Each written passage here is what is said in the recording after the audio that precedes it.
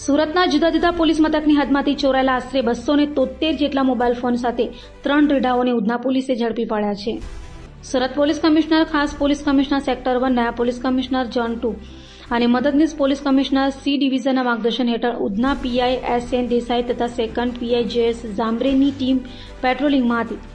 ત્યારે બાતમીના આધારે ઉધના ખત્રીનગર પાસે બ્રિજ નીચેથી 3 રેઢાઓ રવિ રૂમાલ રાજનટ, સંતોષ ઉર્ફે લંગડા બાબુ ગાયકવાડ અને ધીરજ રવિન્દ્ર ઝોપેને ઝડપી પાડી તેઓ પાસેથી 16,79,000ની કિંમતના 279 જેટલા મોબાઈલ કબજે લીધા હતા. તો આરોપીઓની પૂછપરછ કરતા તેઓએ શહેરના જુદા જુદા વિસ્તારમાં અને બીઆરટીએસ બસની ભીડમાં મોબાઈલની ચોરી કરતા હોવાની કબૂલાત કરી હતી. હાલ તો ઉધના પોલીસે આરોપીઓની વધુ પૂછપરછ હાથ ધરી છે.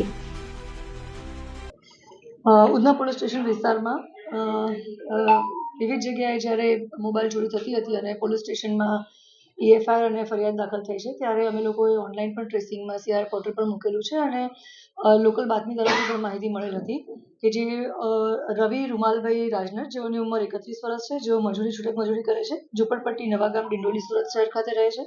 અને બીજા સંતોષ ઉર્ફે લંગડા બાબુભાઈ ગાયકવાડ, જેમની ઉંમર 44 વર્ષ છે, જેઓ પણ છૂટક મજૂરી કરે છે અને સંતોષીનગર ઝુંપડપટ્ટી નવાગામ ડિંડોલી સુરત શહેર ખાતે રહે છે.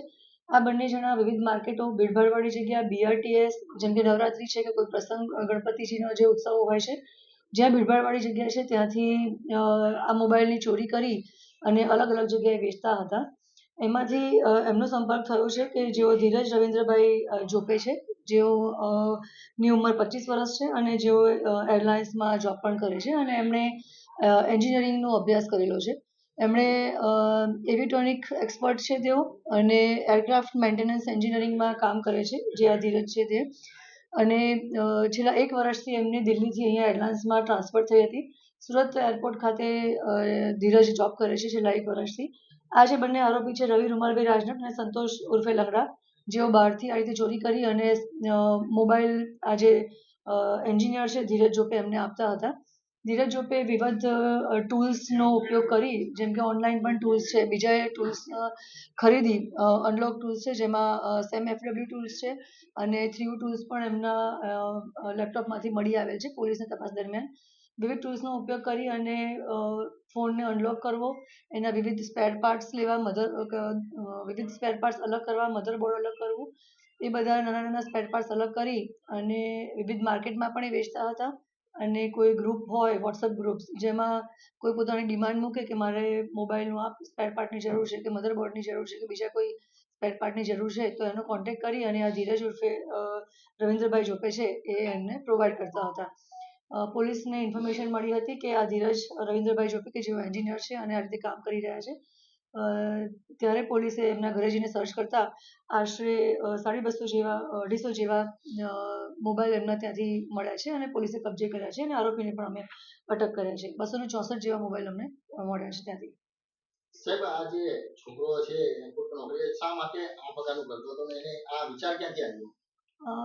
પ્રાઇમરી ઇન્વેસ્ટિગેશન્સમાં જ્યારે આરોપીને પૂછપરછ કરી ત્યારે એનું કહેવું એવું છે કે જે રીતે એણે એન્જિનિયરિંગ કર્યું છે અને આ રવિ અને સંતોષના કોન્ટેક્ટમાં આવ્યા હતા અને એમને ફાઇનાન્શિયલ ઇસ્યુઝે ડીલ કરતા હતા.